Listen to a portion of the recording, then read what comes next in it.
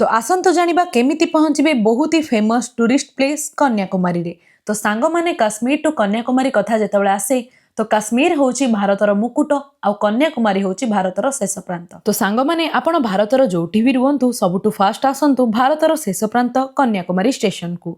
आ प्राय यात्री रामेश्वरम यात्रा परी कन्याकुमारी बुलिबा पई आसंती। तो सबुठु फास्ट कन्याकुमारी स्टेशन टू 300 मीटर दूर रे स्टे करिबा पई भल रूम नेबा परे रेडी हेके जांतु रेलवे स्टेशन टू 900 मीटर दूर रे थिबा विवेकानंद रॉक मेमोरियल बुलिबा पई। तो एटा हेउची सेही जगह जोटी स्वामी विवेकानंद ध्यान करथिले आउ एठारे ही तांकु ज्ञानर प्राप्ति होइतिला। आउ एठारे आपण शोभा मंडपम आउ पाद मंडपम दर्शन कला परे सुंदर ग्लास ब्रिज उपरे चालिकी जांतु त्रिभुवनबरंक सबुठु विशाल प्रतिमा देखिबा पई। एठारे भलसे बुलिबा परे Vivekananda rock memorial to 100 metre दूर रे अछि अमन माता मंदिर। एई मंदिर होउची कन्याकुमारी प्रमुख मंदिर आउ एई मंदिर माता पार्वती को समर्पित अछि। एई मंदिर दर्शन करिबा परे मंदिर टू 50 मीटर दूर रे अछि गांधी मंडपम। एई जगह राष्ट्रपिता महात्मा गांधी को समर्पित अछि। तो गांधी मंडपम देखिबा परे आपण माने जानतु गांधी मंडपम रु 50 मीटर दूर रे अछि कन्याकुमारी बीच बा त्रिवेणी संगम। यह होची बंगोपसागर, अरब सागर, हिंदू महासागर तीनोटी महासागर मिलन स्थल।